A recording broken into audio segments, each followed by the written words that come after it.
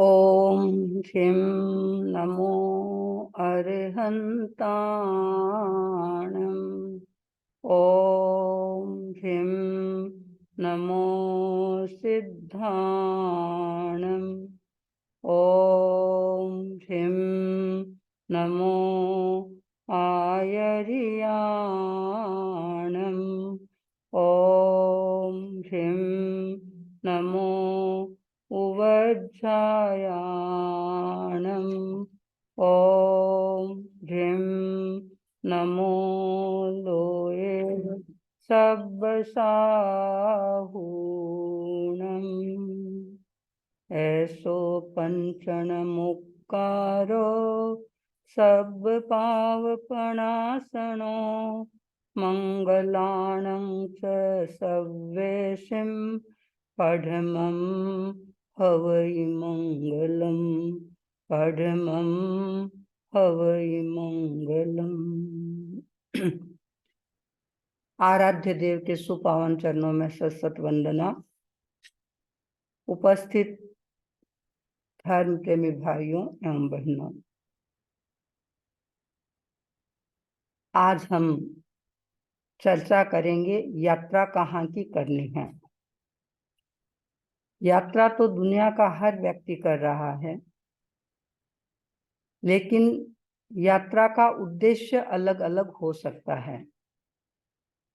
एक यात्रा बाह्य जगत की होती है, जो व्यक्ति के मन में भौतिक पदार्थों के प्रति एक अट्रैक्शन पैदा कर देती है।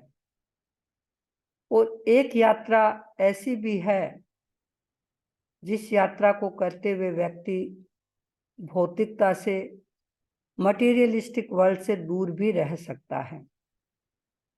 जीवन के लिए बाहर की यात्रा भी बहुत महत्वपूर्ण है। तो अच्छा जीवन जीना है, उसके लिए अंतर यात्रा का भी बड़ा महत्व होता है।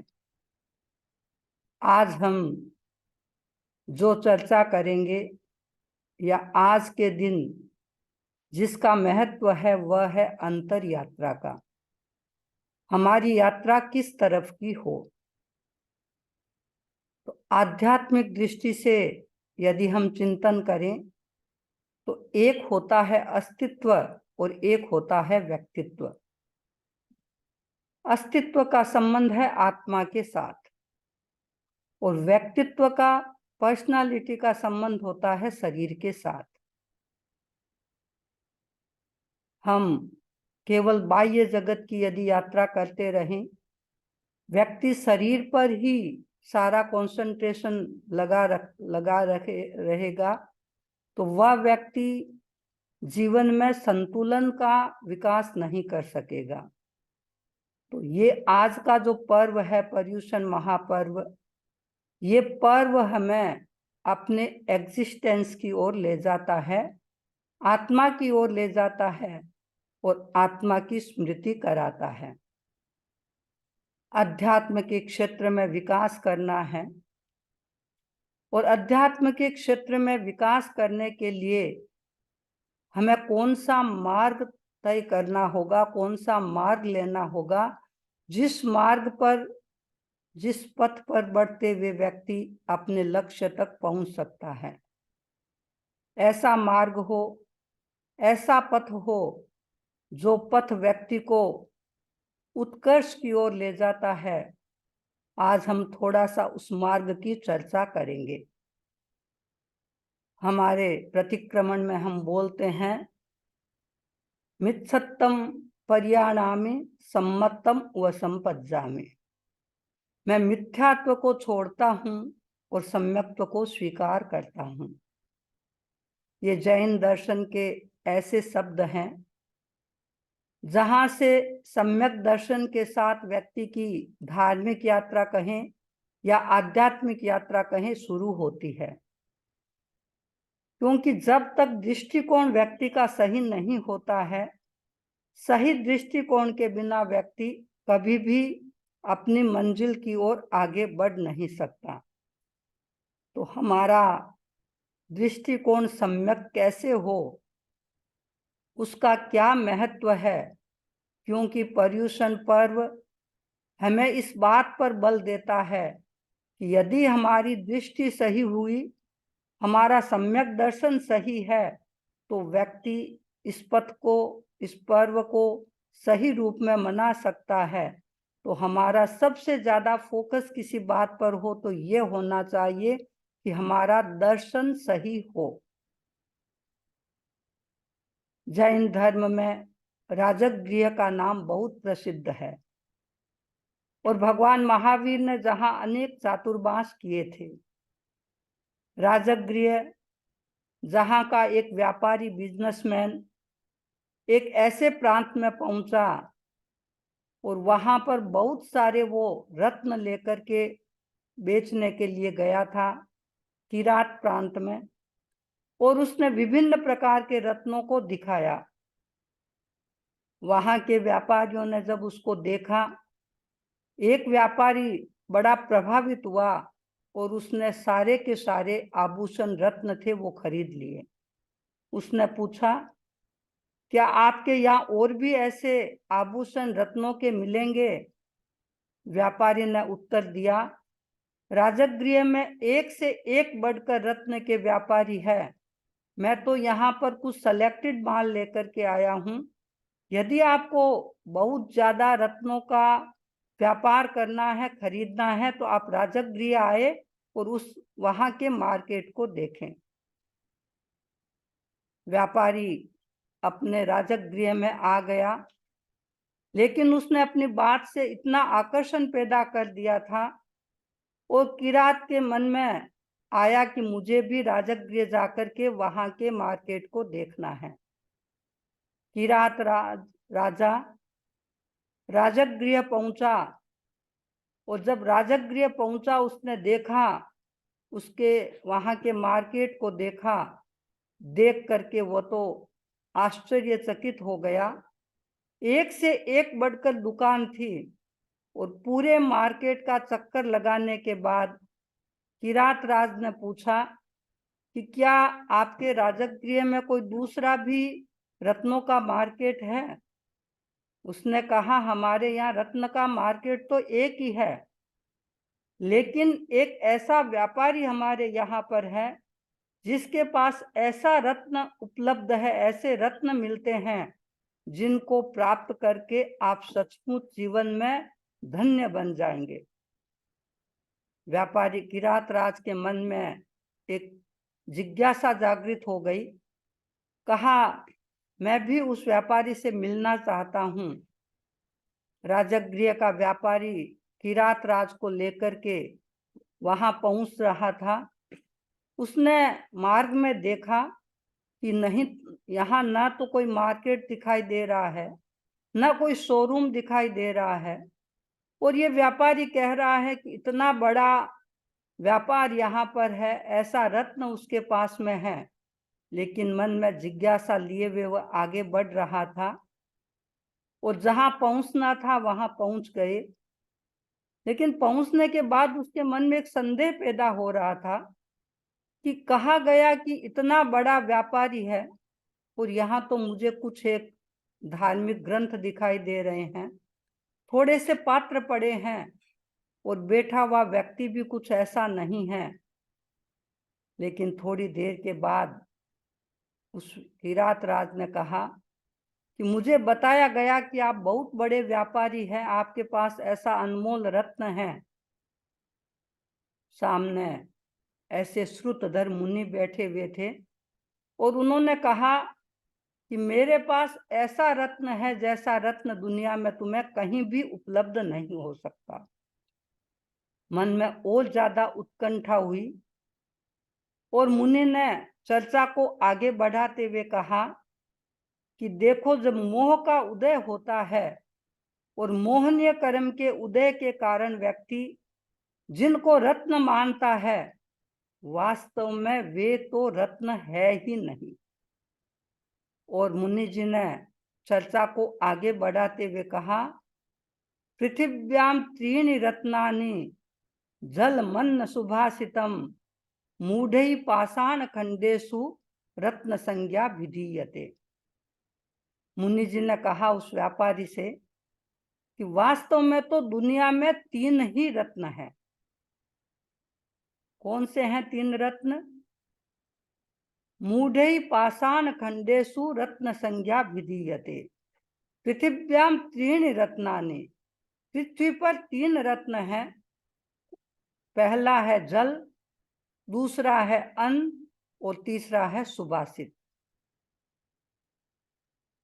भूखे व्यक्ति को भोजन चाहिए, क्योंकि जब भूख गहरी होती है उसी समय पता चलता है कि भोजन का क्या महत्व है। यदि हर समय भोजन उपलब्ध हो, पता भी नहीं चलता कि भोजन का महत्व क्या होता है। दूसरा जल, प्यासा व्यक्ति महसूस कर सकता है कि जल का क्या महत्व है। यदि कहीं व्यक्ति जंगल में भटक गया हो, पानी उपलब्ध ना हो और प्यास के कारण उसके प्राण जा रहे हो, और उस समय यदि उसे कोई व्यक्ति लाकर के थोड़ा सा अच्छा मीठा पानी दे देता है, उस समय पता चलता है कि पानी का क्या महत्व है। मुझे वो घटना याद आ रही है कि एक बार एक सन्यासी राजा के साथ बात कर रहे थे, और बातचीत के दौरान राजा ने कहा, मेरा राज्य इतना बड़ा है, इतना समृद्ध है, और वो अपने राज्य के बारे में बहुत सारी बातें बता रहा था। सन्यासी सुन रहा था। सन्यासी ने कहा, राजन, आपके राज्य का मूल्य क्या है, मैं अभी बता सकता हूं। सन्यासी ने राजा से कहा, राजन, समझ लीजिए आप कहीं जंगल में गए हैं, भटक गए हैं आप अपने व्यक्तियों से, और ऐसा प्रचंड सूर्य तप रहा है, प्यास से आकुल व्याकुल हो रहे हैं, और प्यास के कारण आपके प्राण जाने को तैयार है। उस समय यदि कोई व्यक्ति आपको 1 गिलास पानी ला करके देता है, आप उसको क्या देंगे? राजा ने कहा, मेरे प्राणों को बचाया है, इसलिए मैं उपहार के रूप में उसे आधा राज्य दे दूंगा।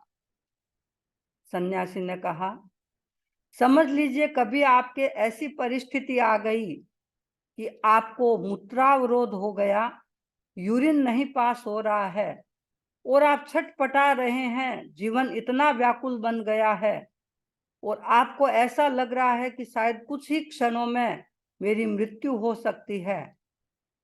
ऐसी स्थिति में कोई वैद्य आता है और आपकी चिकित्सा करता है, स्वस्थ हो जाते हैं, आप उसको उपहार के रूप में क्या देंगे? राजा ने कहा, मैं आधा राज्य उसको दे दूंगा।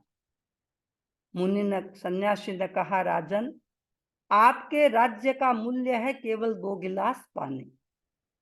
1 गिलास पानी तो आप प्यास से व्याकुल थे, जब किसी ने दिया तो आपने आधा राज्य दे दिया, और 1 गिलास पानी वापस बाहर निकालने का था। 2 गिलास पानी आपके राज्य का मूल्य है।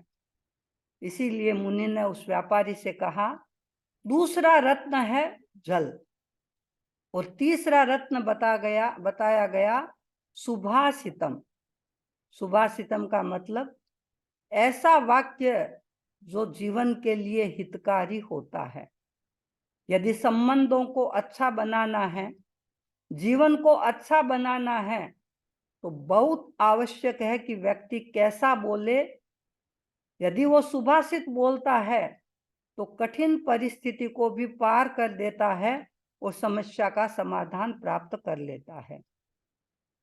आचार्य ने कहा, ये 3 रत्न है। पृथिव्याम 3 रत्नानि। पृथ्वी पर 3 ही रत्न है, जल, अन्न, सुभाषितम। पहला जल, दूसरा अन्न और तीसरा सुभाषितम। हम चाहे तो इनकी भी बहुत लंबी चौड़ी व्याख्या कर सकते हैं।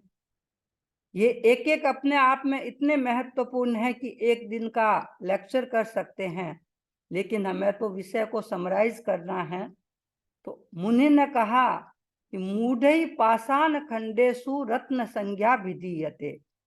वे लोग मूढ़ है जो पत्थर को रत्न की संज्ञा देते हैं। मुनि ने कहा व्यापारी से कि मेरे पास ऐसे 3 रत्न हैं जिन रत्न को प्राप्त करके व्यक्ति अपने जीवन को धन्य बना सकता है।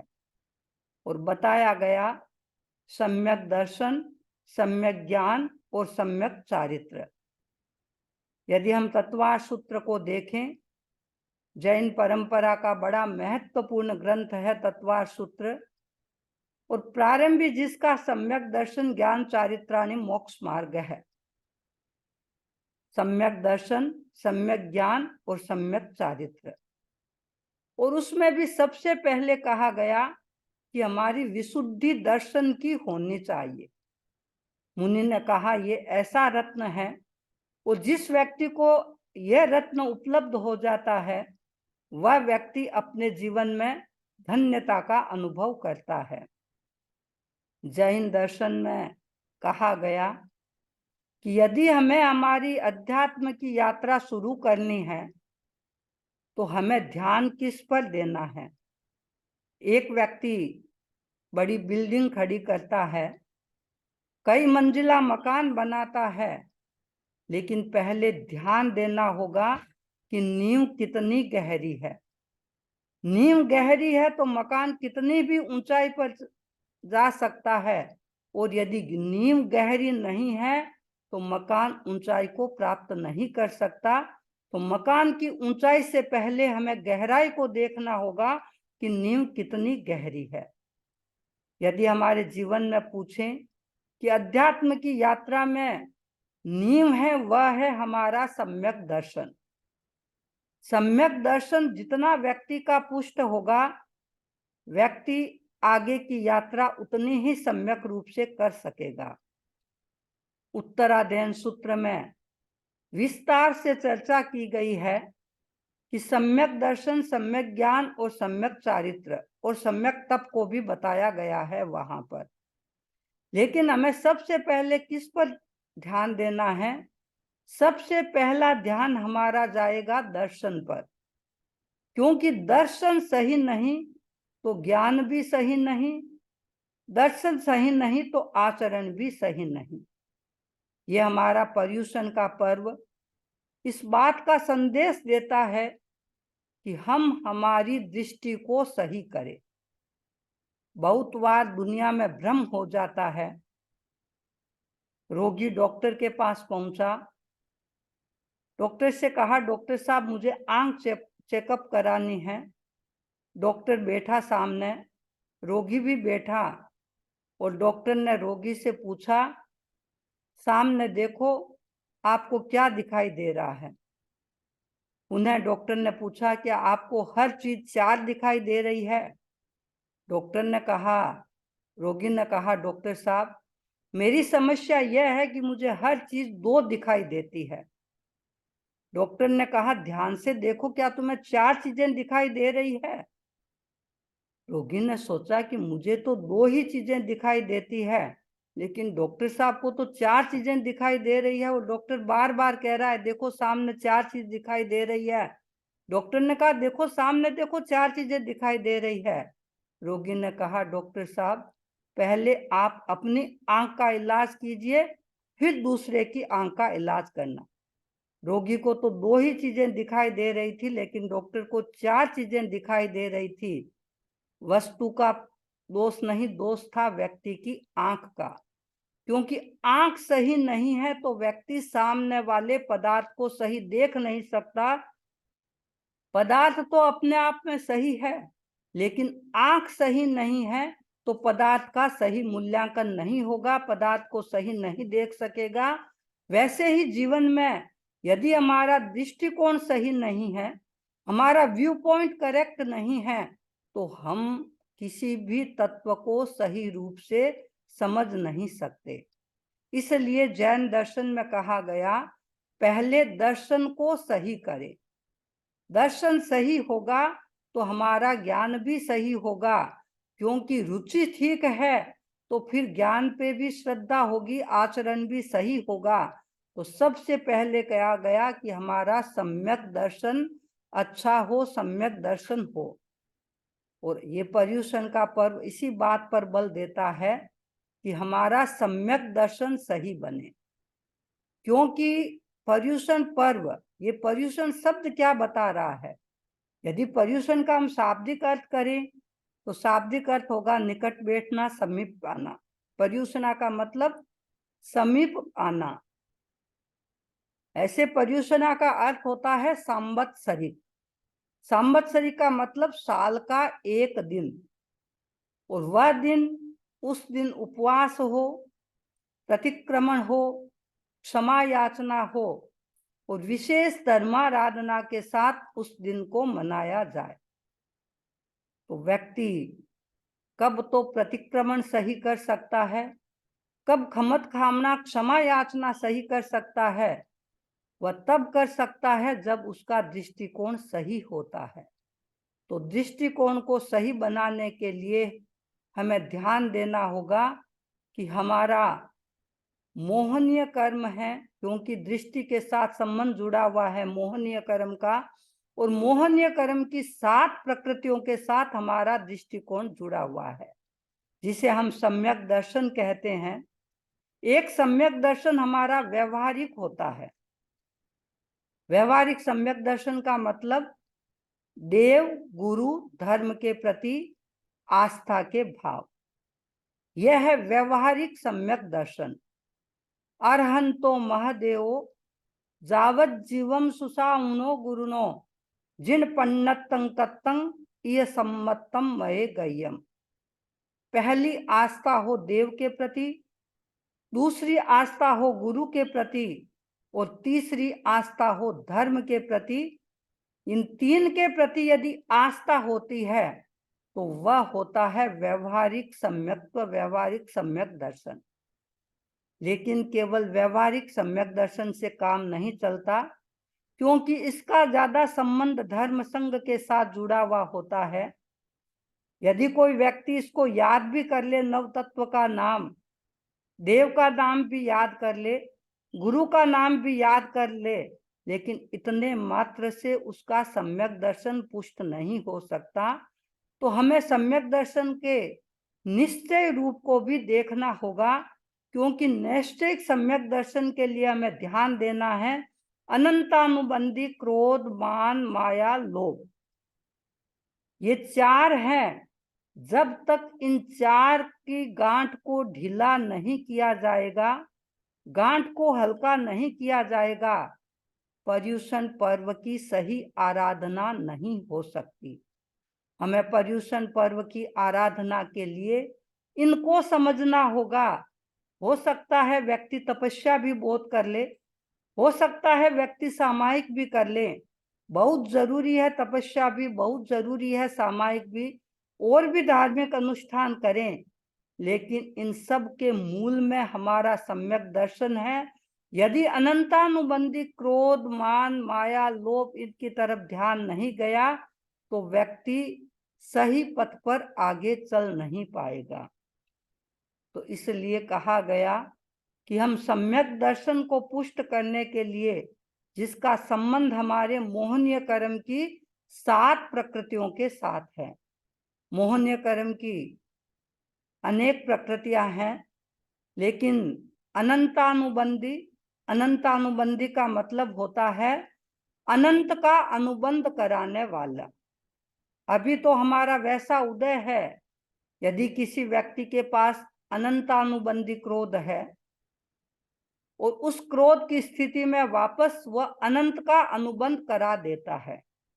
और हमारे इतिहास में ऐसी कई घटनाएं आती है, और हम व्यवहार के धरातल पर भी देखते हैं, जहां व्यक्ति 1 से 2 रहता है, परिवार में रहता है, समाज में रहता है, संगठन में रहता है, आपस में मानसिक मन मुटाव भी हो सकता है, और भी बहुत कुछ घटित हो सकता है।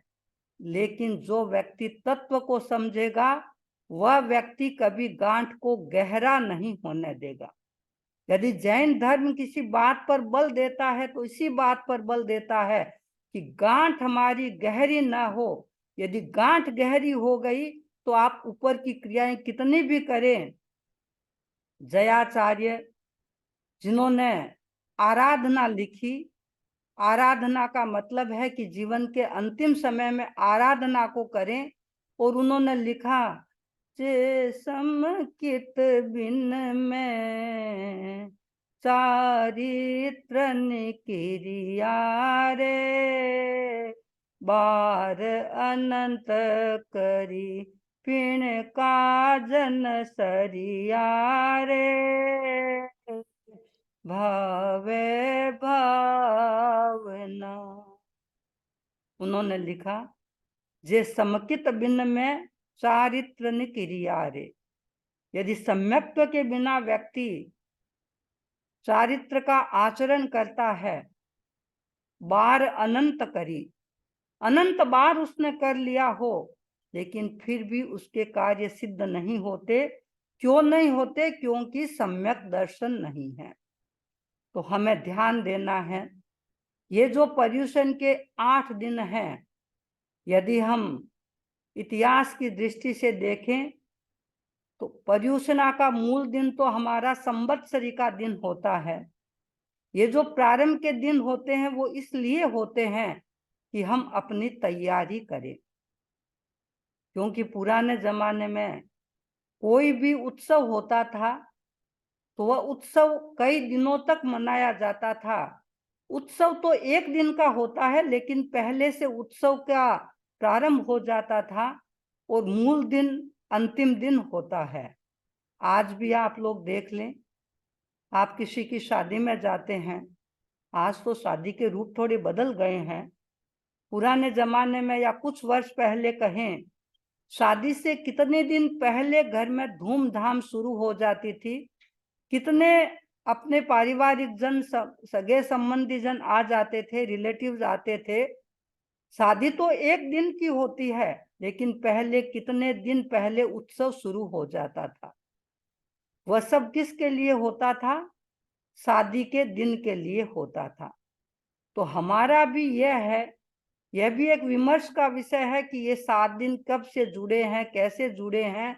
लेकिन मूल तो हमारा लक्ष्य है कि जिस दिन संवत्सरी पर्व की आराधना हो, तब तक अपने मन को इतना हम हल्का कर लें, और साल भर की जो गांठें घुली हुई है, क्योंकि आप सोचेंगे कि एक मैंने संवत्सरी का प्रतिक्रमण करके अपनी गांठ को हल्का कर लिया, हो सकता है, लेकिन फिर भी बड़ा मुश्किल लगता है। तो ये 7 दिन ऐसे दिन हैं जिन दिनों में व्यक्ति बहुत सारे आगम के आख्यान भी सुनते हैं, बहुत सारा धार्मिक प्रवचन भी सुनता है, और सुनने का, प्रवचन करने का मात्र एक ही उद्देश्य है, और वह उद्देश्य यह है कि हमारी भीतर की गांठें हल्की होती जाए, और इतनी गांठें हम हल्की कर लें कि जिस दिन हम संवत्सरी का प्रतिक्रमण करें तो अपने आप को इतना हल्का अनुभव करें, और प्रतिक्रमण के बाद हम आसानी से खमत खामना, क्षमा याचना कर लें। क्योंकि 84 लाख जीवा योनि के साथ खमत खामना करना तो बड़ा आसान होता है। हम बोलते हैं 7 लाख पृथ्वी काय, 7 लाख अप काय, 7 लाख तेजस काय, 7 लाख वायु काय, पूरी पार्टी बोलते हैं। लेकिन पानी के जीवों से क्षमा याचना मांगने में क्या तकलीफ होती है? कोई अहंकार को कम नहीं करना पड़ता। न पृथ्वी काय के जीवों से क्षमा मांगते हुए अहंकार को कम होता है। हमारा अहंकार जब तक नहीं झुकेगा, तब तक क्षमा याचना भी सही नहीं हो सकती। हमें केवल वाचिक क्षमा याचना नहीं करनी है, हमें तो क्षमा के मूल अर्थ को समझना है। और क्षमा का मूल अर्थ वह होता है कि जिस दिन आपके शब्द नहीं बोले, दिल बोले, भाव बोले, और व्यक्ति खमत खामना करते समय इतना हल्का हो जाए कि उसे ये लगे कि भार नाम का कोई तत्व ही मेरे जीवन में नहीं रहा है। आप जानते हैं, यदि थोड़ा सा भार उठा करके चलना हो, कितना मुश्किल हो जाता है। जब हम थोड़ा सा वजन भी नहीं उठा करके चल सकते, तो फिर हमारे मस्तिष्क पर कितना कितना वजन है, कितने संस्कारों का वजन है, कितनी भावनाओं का वजन है, कितने आपस में मन मुटाव हुए हैं, खराब संबंध हुए हैं, उनका वजन है। यदि इन दिनों में हमने उनका आत्मविश्लेषण नहीं किया, सेल्फ एनालिसिस नहीं की तो पर्युषण पर्व हमारे लिए एक प्रश्न चिन्ह बनकर के रह सकता है। तो ये पर्व ऐसा पर्व है जिस पर्व में अपना सेल्फ एनालिसिस करना है, और सेल्फ एनालिसिस करते हुए हमें ये बात ध्यान में रखनी है कि मेरा अनंतानुबंधी क्रोध कितना हल्का हुआ है। कहीं ऐसा तो नहीं है कि आज का ये क्रोध फिर मेरे अनंत का अनुबंध करा दे। हम बहुत बार लोगों से बात करते हैं और बात करते हुए हमें ये पता चलता है कि पता नहीं धन के लिए कितने कितने आपस में मन मुटाव हो जाते हैं।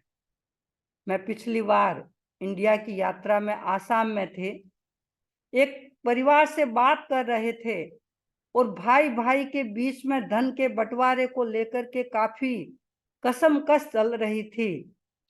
और उन्होंने बताया कि बंटवारा तो अभी तक हुआ भी नहीं, पिताजी तो स्वर्गगामी हो गए हैं, और भी पता नहीं कोई कोई हो गया होगा। तो मेरे मन में आया कि ये धन भी यहीं रहेगा, ये दौलत भी यहीं रहेगी, सब कुछ यहीं रहेगा, लेकिन इस धन के पीछे जो इतना मन मुटा हुआ है, इतना आपस में कसाई की प्रबलता हुई है, उस कसाई को साथ लेकर के गए हैं। पता नहीं कितने जन्मों तक उसको भोगना पड़ेगा। धन तो जिस दिन आपने आंख बंद करी यहीं पर रह गया, लेकिन उस धन के निमित्त से जितने कसायों का बंधन किया है, उन कसायों को पता नहीं कितने जन्मों तक भोगना पड़ सकता है। इसलिए हम इस बात की तरफ अपना ध्यान केंद्रित करें कि कहीं मेरे ऐसा कसाय तो नहीं है, क्योंकि हो सकता है व्यक्ति संबंधों के बीच जीता है और संबंधों में कभी आपस में टकराव भी हो सकता है, कहीं स्वार्थ भी आ सकता है, हो सकता है कोई व्यक्ति आपको धोखा भी दे सकता है, लेकिन दिल को हल्का करना बहुत जरूरी है। मुझे पिछले साल एक व्यक्ति ने कहा, जब उसने संवत्सरी का व्याख्यान सुना और सुनने के बाद जब दूसरे दिन क्षमा याचना का दिन था और वे अपने जिनके साथ मन मुटाव चल रहा था उनके पास मन पक्का करके क्षमा याचना करने के लिए गए, क्षमा याचना की, और सायंकालीन वे मेरे पास आए और कहा, समणी जी, मैंने दिल पक्का करके क्षमा याचना तो की, लेकिन मुझे ऐसा लगता है कि क्षमा याचना करना इतना आसान नहीं है, क्योंकि सामने वाले व्यक्ति के सामने झुकना होता है। वह व्यक्ति ये सोचता होगा कि शायद मेरी गलती रही है या मैं कमजोर हूं, लेकिन मैंने मन को पक्का किया तब मैं क्षमा याचना कर सका, लेकिन मुझे लगा इतना आसान नहीं है। आसान क्यों नहीं है? क्योंकि हमें हमारे अहंकार को झुकाना है। भाइयों एवं बहनों, ये पर्युषण का पर्व तप के साथ, जप के साथ, स्वाध्याय के साथ मनाएं। चाहे तप करें, चाहे जप करें, चाहे स्वाध्याय करें, चाहे ध्यान करें, लेकिन केंद्र में यदि कोई एक बात है तो केंद्र की बात तो वही है, वह है कि हम हमारे मन को हल्का करें, कसायों को हल्का करें। जप करने के पीछे भी यही लक्ष्य है, तप के पीछे भी यही लक्ष्य है, क्योंकि भगवान महावीर ने इतना तप किया। और मैंने कई बार आचार्य श्री महाप्रज्ञ जी से सुना कि जैन लोगों ने भगवान महावीर के तप को तो बहुत उजागर किया, लेकिन भगवान महावीर का तप था ध्यान के लिए, क्योंकि भगवान महावीर को ध्यान की गहराई में जानना था, और ध्यान की गहराई में जानने के लिए तप की भी आवश्यकता है। तो हम तप के साथ ध्यान के महत्व को समझें, क्योंकि जो निर्जरा ध्यान से हो सकती है शायद उतनी तप से नहीं भी कर सकते हैं। तो तप करें, जप करें, ध्यान करें, कुछ भी करें, हमारे मूल में रहेगा कि हमारे कषाय कितने कम हो रहे हैं। तो सम्यक दर्शन का संबंध हमारे कषाय के साथ है, और मैं सोचती हूँ कि पर्युषण के दौरान हम इस सीरीज को आगे बढ़ाते रहेंगे कि किस प्रकार से हम हमारे सम्यक दर्शन को पुष्ट कर सकते हैं, और सम्यक दर्शन जितना पुष्ट होगा हम पर्युषण पर्व की आराधना उतनी ही अच्छी कर पाएंगे। क्योंकि बिना सम्यक दर्शन से तो पर्युषण पर्व का कोई महत्व ही नहीं रहता है। क्षमा याचना किससे करेंगे? तो आज मैंने कहा कि सम्यक दर्शन जो हमारा ऐसा रत्न है, जिस रत्न को प्राप्त करके व्यक्ति अपने जीवन का कल्याण कर सकता है, अध्यात्म के पथ पर आगे बढ़ सकता है और अध्यात्म की ऊंचाई को प्राप्त कर सकता है। तो हम जैन दर्शन के इस मूल सिद्धांत को समझें कि ये पर्युषण पर्व, मैं सभी भाई और बहनों से कहना चाहूंगी कि पर्युषण पर्व तप के साथ भी मनाएं, जप भी करें, ध्यान भी करें, स्वाध्याय भी करें, मौन भी करें, और भी जैसा जितना कुछ संभव हो सके इन 8 दिन को हम इस रूप में मनाएं ताकि हमारा आध्यात्मिक विकास हो सके। और जितना हमारा ये अध्यात्म का विकास होगा, हम पर्युषण पर्व की आराधना उतनी ही सम्यक रूप से कर सकेंगे। ओम अरहम। मैं अपनी बात यहीं संपन्न कर रही हूँ। पर्युषण पर्व में हम विभिन्न विषयों पर बात करते हैं, तो आज का हमारा विषय होगा खाद्य संयम दिवस, और जिसकी चर्चा आपके सामने अब समनी जिज्ञासा प्रज्ञा जी करेंगे। मैं अपनी बात यहीं संपन्न कर रही हूँ। कल फिर मिलेंगे इसी समय। ओम अरहम।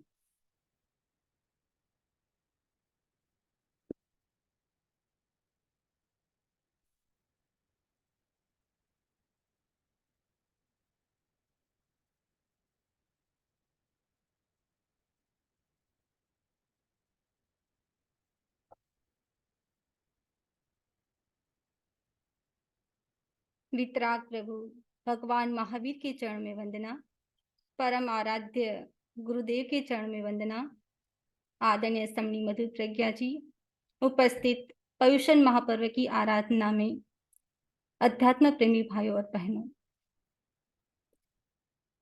जैन विश्व भारती प्रेक्षा मेडिटेशन सेंटर, जिसमें पर्युषण महापर्व की आराधना के लिए हम गुरुदेव से आशीर्वाद लेकर यहाँ पर आए हुए हैं। गुरुदेव की महती कृपा से हम पर्युषण महापर्व की आराधना करेंगे। इस पर्युषण महापर्व की आराधना तो करेंगे, हम 7 समुद्र पार से आए हैं, और 7 समुद्र पार जैसे हम देखें कि आकाश में जैसे पतंग उड़ता है, तो किसके बल पर उड़ता है? क्योंकि उसकी डोर आपके हाथ में है, इसीलिए वो उड़ता है। उसी प्रकार हम यहाँ पर आए हैं 7 समुद्र पार, तो वह डोर किसके हाथ में है? वह डोर है गुरुदेव के हाथ में। इसीलिए हम यहाँ पर पर्युषण महापर्व की आराधना के लिए आए हुए हैं। इस पर्युषण महापर्व की आराधना में हम देखते हैं कि बड़े व्यक्ति से लेकर छोटे व्यक्ति में एक उत्साह होता है। नहीं, वह उत्साह कैसा होता है? वह उत्साह खाना खाने का नहीं, खाना छोड़ने का है। सोने का नहीं, जगने का है। वासना का नहीं, उपासना का है। इस समय है, इसमें विशेष रूप से क्या करना है? धर्म आराधना करनी है। इस धर्म आराधना में हम देखें तो हम विशेष रूप से इसमें अलग अलग विषयों पर हम चर्चा करेंगे। जब पर्युषण का समय होता है तो उसका भी अपना एक महत्व होता है। उस पर्युषण पर्व के दौरान, वैसे तो जैसे बड़े समधी जी ने कहा कि जब शादी का एक ही दिन होता है, पर पूर्व भूमिका के रूप में व्यक्ति तैयारी शुरू कर देता है, उसी प्रकार जो पर्युषण महापर्व है, पहले एक ही दिन मनाया जाता था, ऐसा आगमों में उल्लेख है। लेकिन हम देखें कि 5वीं आयु के व्यक्ति जिसका मन सतत विषय वासनाओं की ओर दौड़ता रहता है, तो क्या एक दिन की प्रेरणा व्यक्ति को संतुलित कर पाएगी, वह भी 5वें आर्य की जो व्यक्ति है। तो हम देखें कि एक दिन की प्रेरणा व्यक्ति को संतुलित नहीं कर पाएगी, इसीलिए पूर्व आचार्यों ने पूर्व भूमिका के रूप में कुछ दिन और बढ़ा दिए। तो उसकी हम पूर्व भूमिका में हम क्या करेंगे, उसमें सम्यक आराधना करेंगे। सम्यक आराधना के दौरान 1 मिनट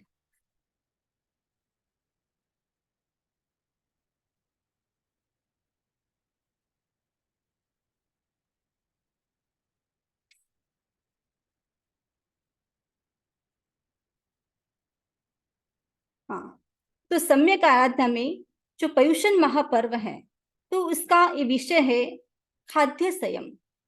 ने खाद्य संयम में आहार को बनाए उपहार। एक बार आचार्य श्री महाप्रज्ञ जी जयपुर अणुविभा में विराजमान थे। ने वहां पर एक व्यक्ति आता है, कुछ उपकरण लेकर आया।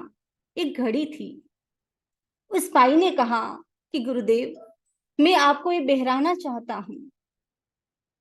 जैसे गुरुदेव ने घड़ी को देखा, नहीं उसके पास में मनन मुनि आते हैं, नए मुनि आते हैं, और गुरुदेव ने कहा कि घड़ी बहराना चाहता है, लेकिन महंगी तो नहीं है। तब नए मुनि ने कहा, गुरुदेव, जब घड़ी बाजार में फर्स्ट टाइम आती है तब उसका मूल्य ज्यादा होता है, नहीं उसके बाद धीरे धीरे क्या होता है, उसका मूल्य घट जाता है।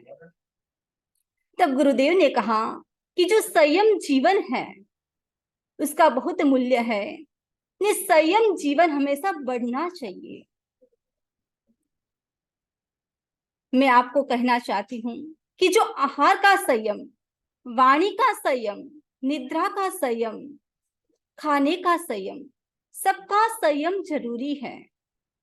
जैसे कार में ब्रेक जरूरी है, हाथी के लिए अंकुश जरूरी है, घोड़े के लिए लगाम जरूरी है, वैसे इंद्रियों के लिए क्या चाहिए, संयम चाहिए।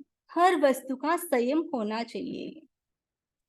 हम देखें जैन दर्शन में निर्जरा के 12 प्रकार बताए गए हैं। उसमें जो प्रथम 4 प्रकार बताए गए हैं, अनशन, उनोदरी, भिक्षाचरी, रस परित्याग, ये चारों ही आहार से संबंधित हैं। जीवन जीने के लिए किसकी जरूरत होती है? भोजन की जरूरत है और श्वास की जरूरत है। श्वास के बिना व्यक्ति देखे तो 2 पल के लिए भी नहीं जी सकता है। फिर उसके आगे हम बात करें भोजन की, तो भोजन में के बिना के व्यक्ति का जीवन नहीं चल सकता है। हम देखें भगवान महावीर स्वामी की उत्कृष्ट तपस्या कितनी थी। भगवान महावीर स्वामी की उत्कृष्ट तपस्या थी 6 महीने की तपस्या की थी। ने जो भगवान ऋषभ की हम तपस्या की बात करें, तो जो भगवान ऋषभ की उत्कृष्ट तपस्या कितनी थी, वह थी 1 साल की थी। पर तपस्या के बाद जीवन को चलाने के लिए व्यक्ति को भोजन तो करना ही पड़ेगा, लेकिन भोजन के साथ साथ उसका विवेक बहुत जरूरी है। विवेक यदि होगा तो व्यक्ति क्या करेगा, उसका संयम कर पाएगा। एक बार की बात है, एक बार एक बेटी ने जैसे खाना बनाया और खाने में नमक डालना भूल गई, तो क्या होता है, वो खाना अच्छा नहीं लगता है। नहीं वापिस उसमें गरम करके उसमें अच्छे से नमक डाल देती है तो खाना टेस्टी लगता है। बाय चांस उसमें डबल डाल दिया तो वो पॉइजन का काम करता है। वैसे व्यक्ति ओवर ईटिंग कर लेता है तो क्या करता है, वो पॉइजन का काम करता है। कहा जाता है कि हमारे हार्ट, लंग्स और किडनी में 300 वर्ष तक काम करने की क्षमता है, लेकिन ओवर ईटिंग के कारण वह 40-50 साल में फेल हो जाती है। इसीलिए कहा गया है कि when and how, eat only when you are really hungry। खाना कब खाना चाहिए? दो बातें हैं, एक तो है खाना खाना, दूसरी बात है भूख लगे तब खाना। खाना तो जैसे टाइम हो गया तो व्यक्ति खाना खा लेता है, लेकिन खाना कब खाना चाहिए? जब भूख लगे तब। असली भूख लगे तब खाना खाना चाहिए। नकली तो व्यक्ति हमेशा खाता ही रहता है, लेकिन जब भूख लगे तब व्यक्ति खाए तो लगता है कि मैंने भोजन किया है। यदि आप भोजन बना रहे हो और भोजन बना रहे हो ने आपने जैसे खिचड़ी बनाई ने आपको कॉल आया कि 2 व्यक्ति आने वाले हैं, ने खिचड़ी थोड़ी बन चुकी है, ने आपको पता चला कि 2 व्यक्ति आने वाले, तो आप क्या करोगे? उसमें थोड़ा सा और खिचड़ी की दाल मिला दोगे, चावल मिला दोगे, लेकिन वो खाने में आपको मजा नहीं आएगा, क्योंकि आधी कच्ची रहेगी, आधी पक्की रहेगी। वैसे जो खाना खा लिया है उसके बाद 3-4 घंटे तक व्यक्ति को खाना नहीं खाना चाहिए, क्योंकि जो हमारा जो स्टमक है वो एक प्रकार का क्या है, मशीन है, उसको भी रेस्ट की जरूरत है। दूसरी बात बताई गई है कि इसमें है कि व्यक्ति को क्या करना चाहिए, है कि लंघन करना चाहिए। जब हम लंघन की बात करते हैं तो व्यक्ति को स्वस्थ रहने के लिए क्या करना चाहिए? उपवास करना चाहिए। तो आज पर्युषण महापर्व का प्रथम दिन है, लेकिन हजारों लाखों व्यक्तियों ने आज के दिन उपवास किया होगा। ने संवत्सरी के दिन तो न जाने कितने भाई बहन उपवास करेंगे। यदि व्यक्ति को स्वस्थ रहना है तो व्यक्ति को क्या करना चाहिए? उपवास करना चाहिए। और उसके साथ साथ जब हम अनशन की बात की, उसके बाद आते उनोद्री तप। जब उनोद्री तप की बात करी, यानी जितनी भूख है उससे क्या करे? कम खाए। एक हम कहें कम खाए, गम खाए और नम जाए। व्यक्ति को क्या करना चाहिए? कम खाना चाहिए। तपस्या करना तो अच्छी बात है, लेकिन उनोद्री तप करना उससे भी बड़ा तप है कि व्यक्ति खाते हुए भी उनोद्री करना बहुत मुश्किल हो जाता है। व्यक्ति ने खाना खा लिया और उसके सामने मनपसंद आइटम आ जाती है तो कंट्रोल करना मुश्किल हो जाता है।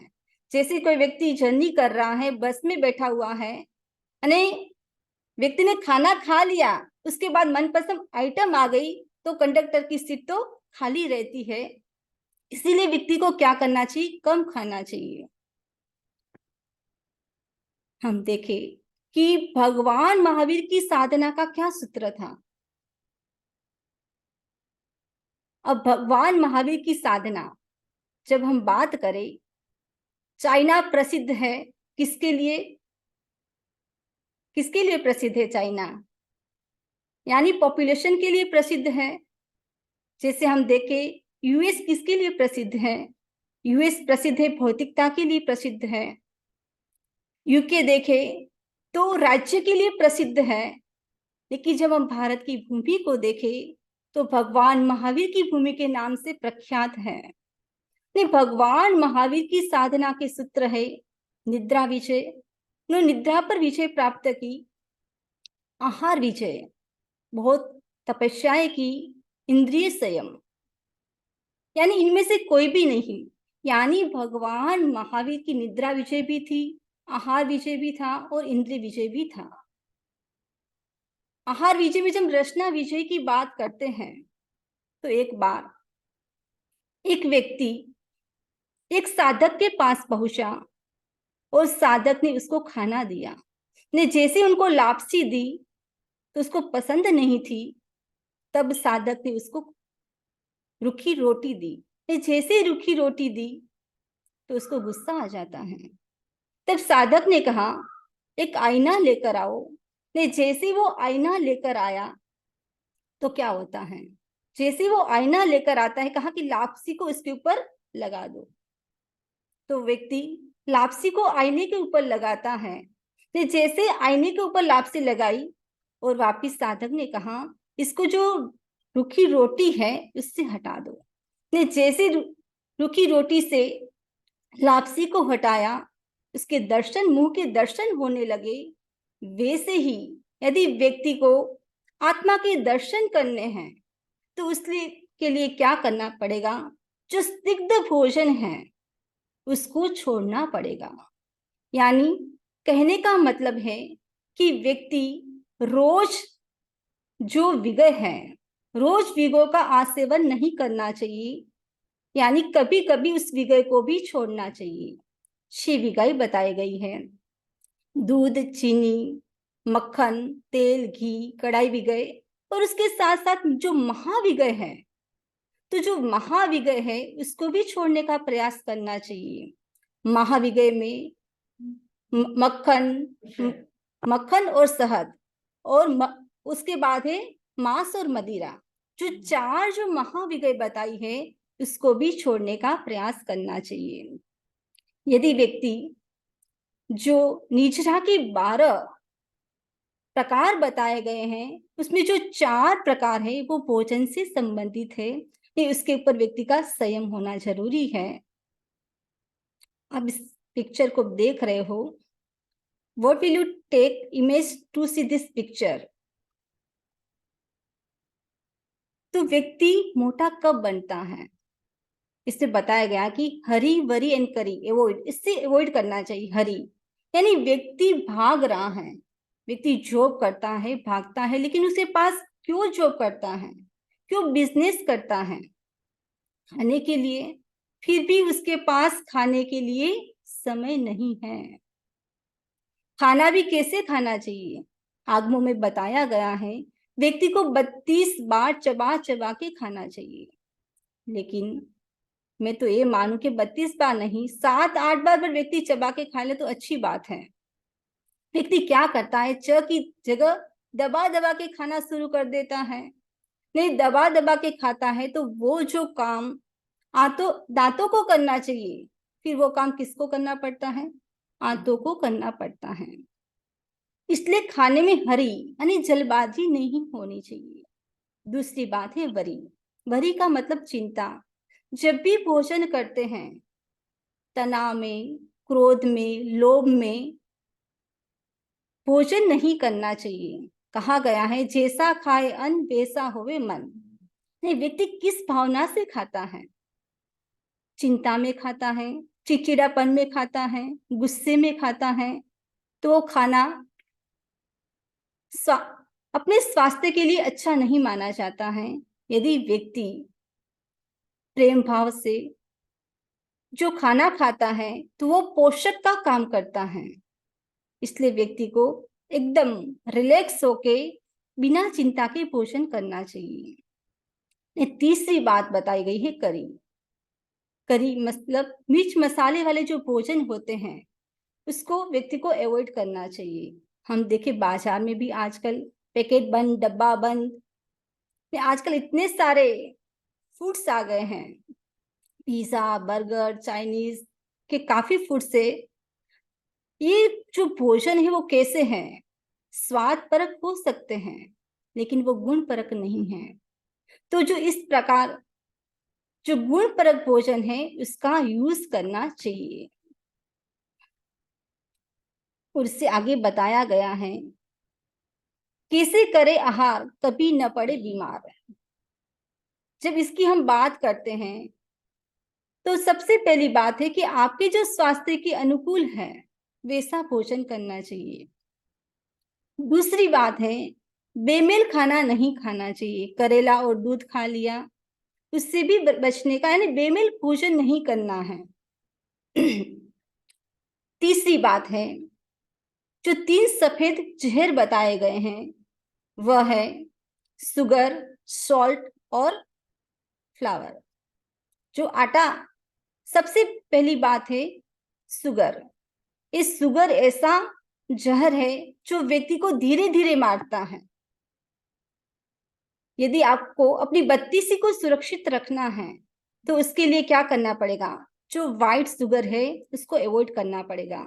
नहीं, आजकल हम देखते हैं फ्लोर पर व्यक्ति चलता है तो थोड़ा सा पानी गिरा हुआ है तो क्या होता है कि यदि फिसल गया तो ऑन द स्पॉट प्लास्टर आ जाता है।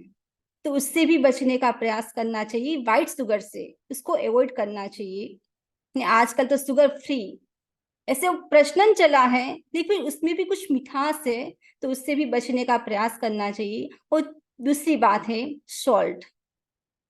हार्ट के स्पेशलिस्ट ने कहा है कि व्यक्ति को स्वस्थ रहना है तो दिन में 2 ग्राम से ज्यादा सॉल्ट नहीं लेना चाहिए। पर आजकल कितना सॉल्ट लेते हैं, भुजिए में, कचौरी में, चावल में, फुल्के में, सलाद में। यानी 2 ग्राम से ज्यादा सॉल्ट का यूज नहीं करना चाहिए पूरे दिन में, तो व्यक्ति स्वस्थ रह सकता है। और जो मैदे की जो आइटम्स है उससे भी दूर रहने का प्रयास करना चाहिए।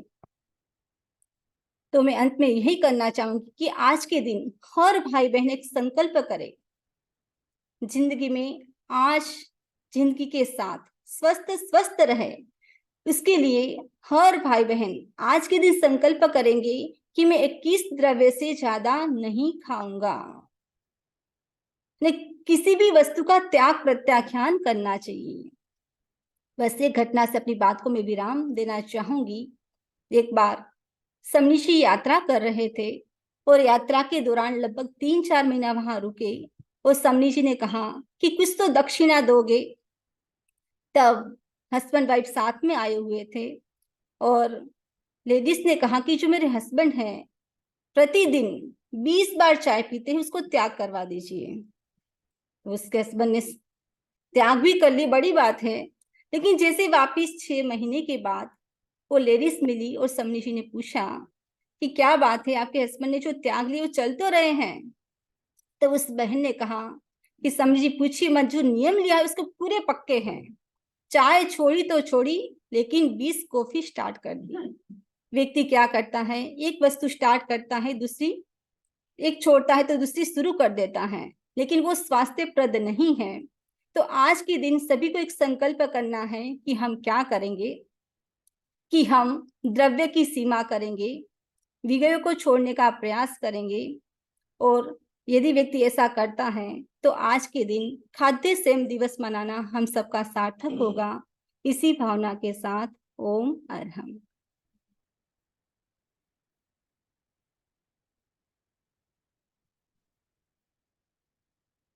अब सब सुनेंगे सभी मंगल पाठ।